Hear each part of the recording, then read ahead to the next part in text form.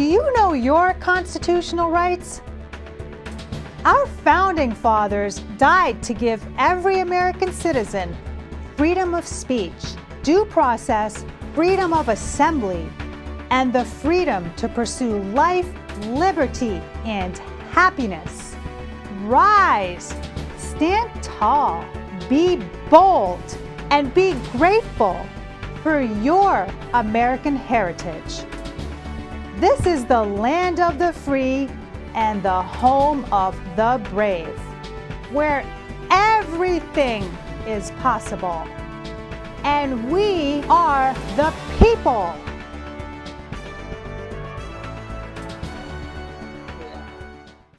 Welcome back to We the People. Today I have Carrie DelRosso on, and she is a seat House member of the PA House of Representatives, 33rd District.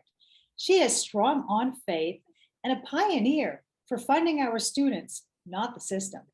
As a small business owner, she is fiscally conservative and all about bringing back the manufacturing industry to PA. She's also going to be the keynote speaker at the PA Manufacturing Association.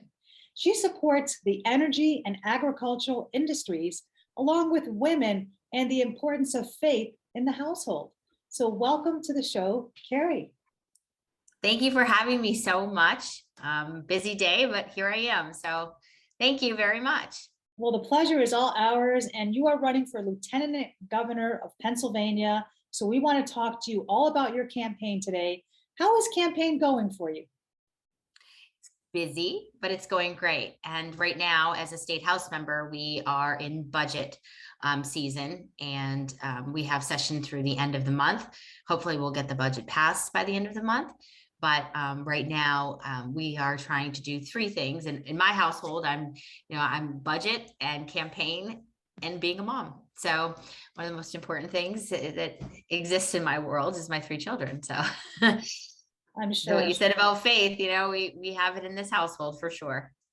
And that's important. And definitely, you sound like an amazing multitasker, just like women have to be today, right? I don't know how I'm doing it. Coffee and water and, a glass of red wine every once in a while will never kill you. So that's right. Right. And I'm sure you're being divinely guided. So you will definitely do great things. Now, you mentioned the budget. So this is interesting because my first question is actually on the budget. So on that topic, well, it's more about the economy. From a macroeconomic perspective, our country is in ashes.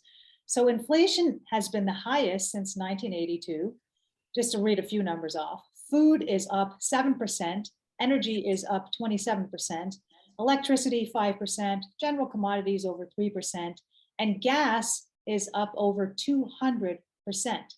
Now, these are from the CPI index, which generally understate the actual figures. So we could probably add another 10% margin to these numbers. And by the way, this doesn't include wage inflation from the Great Resignation. As you know, the Biden administration has handed out a lot of free lunches, free stimulus checks, which went on and on. And now we have the Great Resignation. So let's talk about wage inflation first. This was an offshoot, like I said, of the Great Resignation, which stemmed from these checks. Now workers are more entitled than ever, okay, and they don't want to get back to work. How badly does this affect small businesses? Okay, because you have a lot of small business owners watching this, and keep in mind, the harsh mandates to shut down and stop operations during the period of 12 months or longer has already crippled them. Adding salt to injury was increasing minimum wage, and finally, the stimulus checks. So what is your take on this? How would you speak to the small business owner?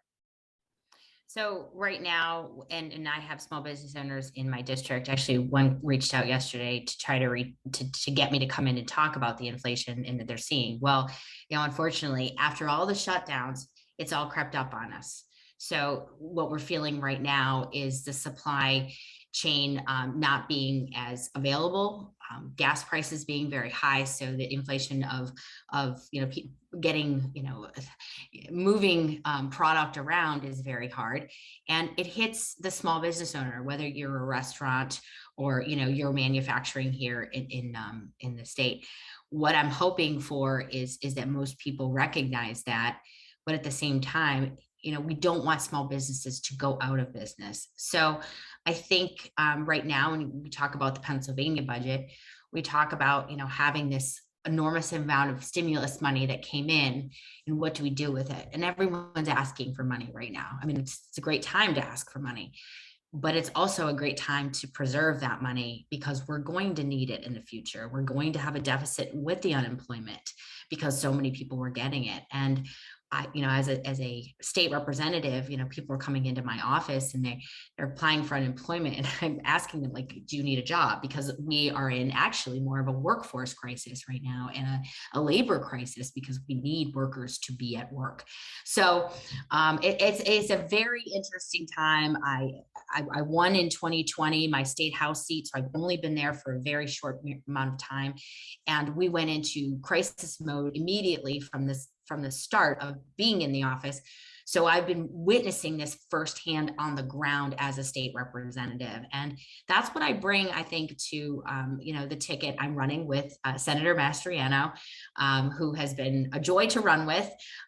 We've just, we're getting to know each other more and more every day. I was with him last night at the Pennsylvania Building Trades, and he's a remarkable leader. And I'm very fortunate to be running with him, because the things that the Democrats don't want to talk about is what we need to be talking about. And to your point, it is inflation economy. It's $6.49 for a box of extra toasty Cheez-Its, and I have 3 children, so that lasts one day in this house if I'm lucky. And those are like the extra commodities. That's not your meat, your cheese, your milk, and everything is going up. So that's why I say I am a very strong advocate for agriculture, because we do make it here. So we need to be using Pennsylvania products. I did a post last week on my Facebook page with Utz. Utz is in Hanover, Pennsylvania, I think, and I would like to get to tour Utz, because everyone loves potato chips. And we all make great potato chips in Pennsylvania. So, Yeah. but those costs are going up. Those are the extras that I've told my children, like portion control. You can't be eating more than, because it's hitting us in these are the kitchen table issues that we talk about right now. And I think it's okay for our kids to hear this. Kids are so used to picking up a phone and being able to push a button, and now they got to get out and put their sneakers on and get out to work. It's important. So my 14-year-old turned 14, and he went out and got his worker's permit the next day. Well, yeah, definitely. And, some of these issues you said, like you said, these are the issues at the kitchen table. I like how you put it, right? And, it's unfortunate, because I think that we were already in a harsh time. We're definitely in a very peculiar time where we have a great resignation, people who don't want to get back to work. So we have wage inflation, the labor rate rising, but we also have some unemployment, basically. So people can't find workers. But, if you want a job, you can get a job, because the whole country is hiring right now. Right. And that's really what's going on. And I just found that when our president basically raised minimum wage, that was an additional cost to the factors of production for the small business owner after being shut down for about 18 months. Right. So I don't know how a lot of these companies have survived. And if they did, those are the strong ones. But we really need to help a lot of these small business owners. And myself being a prior small business owner, it was very sad to see what was happening to a lot of them. So. Well, I think too, the Small Business Administration offered a stimulus to some of these small businesses, and we should be checking in with them to see if they're struggling to pay them off too, because right now it's the curve goes up and down. And I mean, these small business owners, and that small business is where, especially in Pennsylvania, that's where the main street, that's where everything happens. Those are the people who support the little league teams and not the bigger corporations. So we need to be very conscientious of that, I think. That's great. Yes, that's a great point. Yes, and the SBA has done a great job in supporting our small businesses. Okay, so I want to talk to you a little bit about the historical amnesia that the left seems to suffer from. So keeping God in the Constitution, in the government, in schools, in communities, in families, by honoring his role, supports what our founding fathers built America upon. Now, the left seems to have launched an all-out war against God in the form of being woke, politically correct, gender rights, extreme secularism, separation of church and state, individualism, humanism, egoism, and identity politics. So if you think about Thomas Jefferson and James Madison and George Washington, just to name a few, as they fought in the American Revolutionary War, they were all counseled by God and possessed a rare form of faith, according to me. And I believe that the Democratic Party lost its values after JFK. So we are the last leg standing to defend our Constitution. So, how do we bring God back into focus, not just in our Constitution, but in the country? Elect Governor Mastriano. Amen. And I'm supporting him. He's great. No, I think that this is him and I are such a strong ticket because we so believe in this pushback. And I think we've lost touch with dignity and respect. And that's where this is coming from. I live in a Democrat district. I flipped a Democrat seat. I have locally, I have 9 school board members that are all Democrats.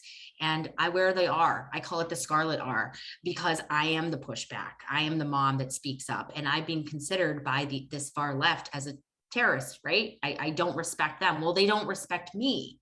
They don't respect what I want in my household and what I'm teaching my children. And if I'm paying for my children I'm paying school taxes and my kids go to the public school, then you should be respectful of me too. So this is a very good time for us to be saying, look, if you want to teach your children that's fine. But we shouldn't be allowing an 11-year-old to come to school and think they're an animal and the teachers saying that's okay, right? I mean, this is the gender difference that I'm seeing too. There's a boy and a girl, and we need to respect that. I'm co-sponsor on House Bill 972 about protecting women's sports. We just have to keep strong, because look, I will respect and I will respectfully agree to disagree with anyone in my neighborhood. But this loudness and this is getting terrible, actually. And I look forward to winning in November, and there's got to be some sort of a silence mechanism. And look, it's not that I don't hear them loud and clear. And believe you me, I don't think anyone should be picked on. I believe in equality. I don't believe in bullying. I don't believe in any of that.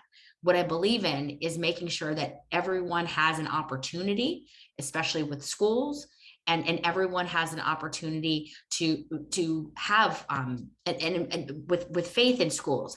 So, for example, I'm in a public school, and my son, he's very dedicated to his Catholic faith, as is I am.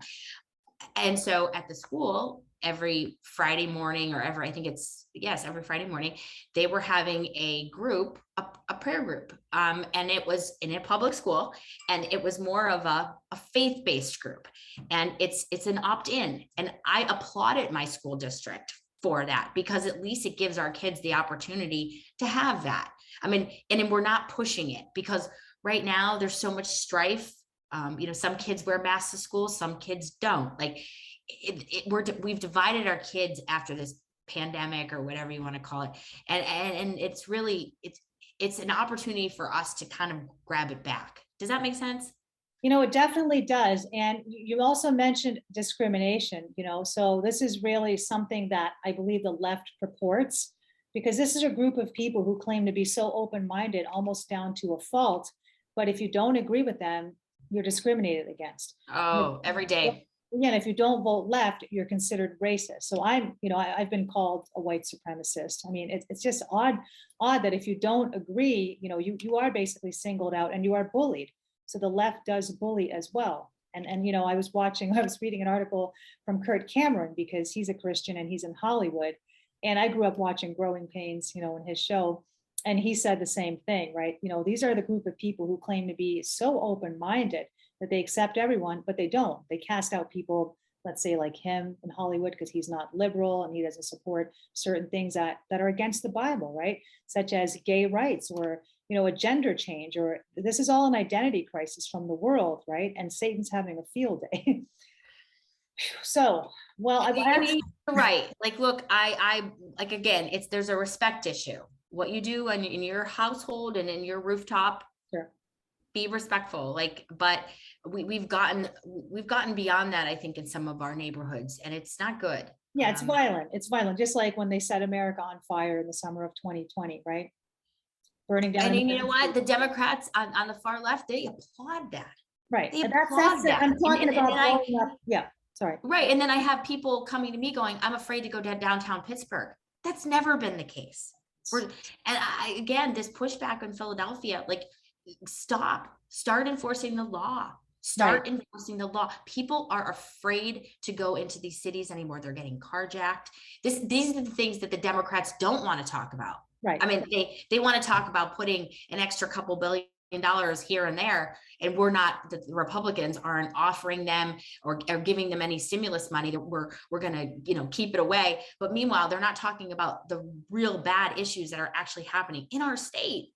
There's no free money, and we do need to defend our inner cities with a strong, robust police force. Don't defund the police if you're concerned about crime. I mean, it's a lot of this is just common sense, so I'm just silenced by it. But I want to actually circle back to something you said. So something that troubles me is that we have a Catholic president who supports abortion. So again, this is a Catholic president who is supporting getting rid of fetuses, which is a life.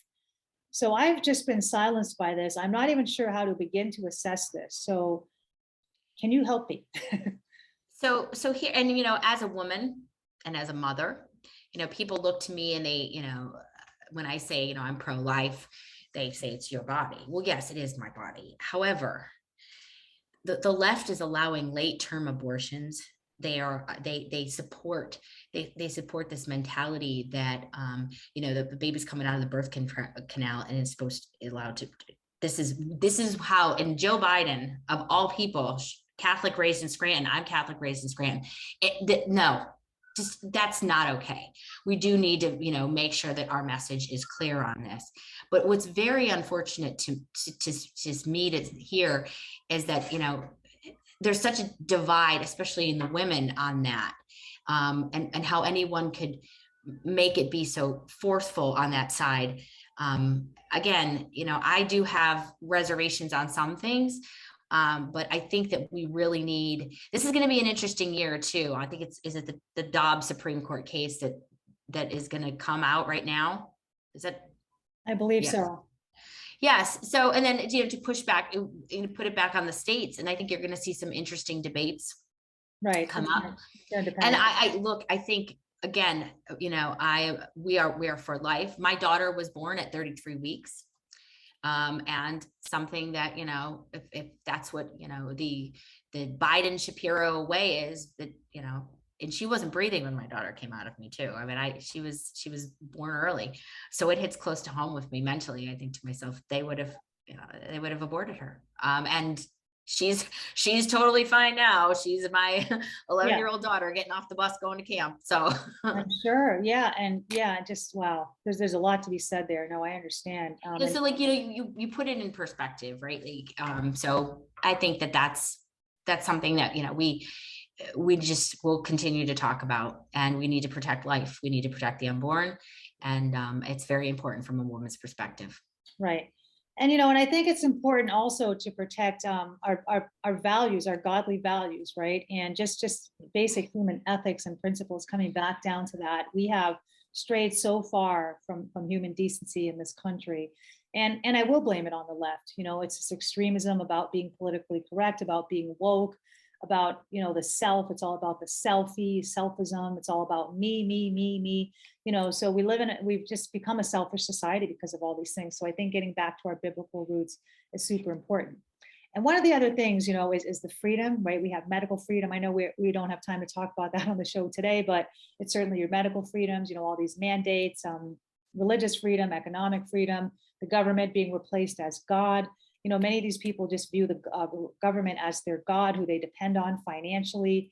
And this has become a very dangerous way to live from the left, right? The government can never replace God. God is God. So I'd really like to see some of our leaders bring God back in. And we have amazing leaders who do this, like Dr. Ben Carson. There's other senators too, from the West, from the South, and, and Senator Doug Mastriano, and even yourself are some of these leaders. So I truly do hope you win this election. Well, so just also a little bit about me, I did go to a public school in Scranton, and my American government teacher was a Democrat. And I will never forget that he would drop a book on the desk, and he would say, "There are no free lunches." Amen. And, Yes. so, again, I come from a very large family in Scranton, and my mom's family they were a Catholic, and my dad's family were Baptist. My dad's family was very conservative Republicans, and my mom's family was very conservative Democrats. And never birthdays, never did we talk about this. It never was like, we always blew out the candles. Who cared? Like, it would. And my grandfather was a small business owner. We owned a trucking company. Actually, my great grandfather hauled coal out of Scranton, anthracite coal. So there was never any strife on politics. And Good. we need to get back to those conversations. I have conversations with Democrats all the time in Harrisburg. Actually, I was with a bunch last night. And it becomes very polarized in Harrisburg. It's got to stop. Right. It's got to stop, because I understand. I have a wonderful woman from Philadelphia. Her name is Regina Young. She was my freshman, came in. She's a Democrat, and she's such a wonderful woman. And I she might have to vote Democrat. I don't know, but when I win, I will. She's a friend. She's a friend. We come from different cultural backgrounds, but her husband's a union guy. I met her kids. Look, that's the beauty of working together and I always say I was the only Republican left on local government. I had to be part of that body. So whether I wore the R or the D didn't make a difference. You have to govern. So we got to let some of that stuff down, I think. And I think you're going to see that once we win. I think you're going to see that. And, that would be lovely to see. And a lot of it just has to do with the false indoctrination of people. So the Democratic Party has somehow branded itself that they are the party of progression, of inclusion, and open-mindedness, tolerance, and growth.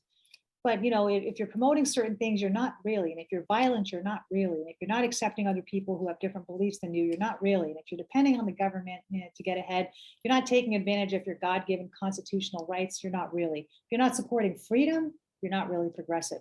So a lot of it is just not a false platform, but somehow a misrepresented platform over the years. And you're right. The solution is definitely to form alliances. And, that's why we elect people like you to be able to foster these conversations and have some growth and healing and reconciliation in our country. So with that, let's talk for a moment about Donald Trump. So he was fiscally conservative. He got us out of unfair trade agreements such as NAFTA. He stood up for us at NATO, OPEC, and many other, making member nations pay their share of defense and back dues. He also wanted to stop the undercutting of domestic wages by managing border crime. He stood up to other countries such as China.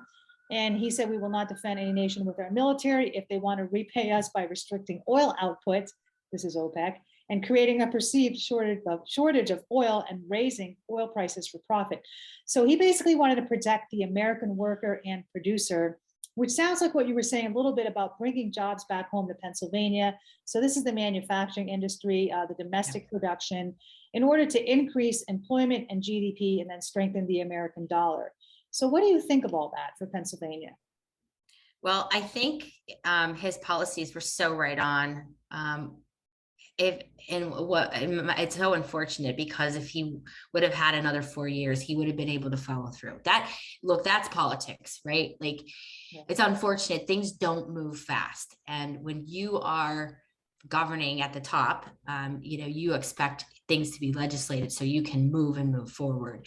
And I think he got caught in that, where, I'm sure he would have pushed more infrastructure money. I'm sure, like, again, Rome isn't built in a day, right? And he did. He was different because he was the outsider that came in and said, like, look, he's a businessman. I'm a businesswoman. I do SWOT analysis in my sleep. So I think that I'm hoping now, what I'm seeing now, like, we're in crisis mode, right? We're going to have to rebuild. And that's what, I think we can do in Pennsylvania. And in 2024, we need a president that's going to put us back on track. I mean, the border stuff is absolutely unsettling, because it's the gateway for drugs now. It's the gateway for human trafficking. It's the gateway. It's become a gateway. And I think we really need to send a solid message there, whether Joe Biden does it or not. I mean, he's just got his own agenda. And like, again, like you said, listen to the loud left. But it's there, we have got to be very conscientious of that going forward. And look, we can only do so much as a state. Like I said, we're in labor crisis here. We need workers. So how do we work with the federal government on doing that? And you know, what's great too about what he did was, you know, globalization of trade that happened, you know, 30 years ago, send a lot of the jobs in my district specifically out of Pennsylvania. So Pennsylvania manufacturing, right? You know, I have gas everywhere in this district because I'm in the Allegheny River Basin. So anything that was energy produced is gone. And what it left behind was people on unemployment because they didn't have jobs. So if you don't have jobs, you don't have infrastructure money to pay taxes for your streets. So what do you have to do? You have to go on government loans.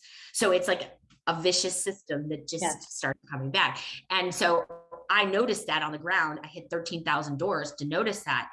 And again, I'm kind of like, you know, the Senator Mastriano, like, whereas is it he got in, you know, just a couple of years ago, same thing with me. I mean, eye-opening experiences, you know, throughout all of this. So I'm not politically charged, but I do believe that, you know, President Trump had the right, he was right on track. It's just unfortunate that he just couldn't get those next 4 years in. Yes, I agree. And we don't have any borders, by the way.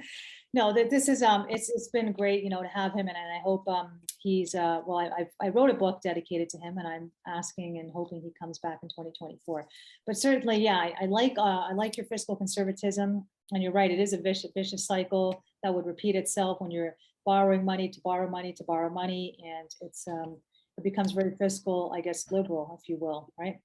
So well, we don't have a revenue problem in this state. We have a spending problem. That's right. what I believe. Correct. Yeah. So it's a mismanagement of funds. And so it's coming in is correct, but how it's going out is incorrect or inefficient, as an economist would say, right?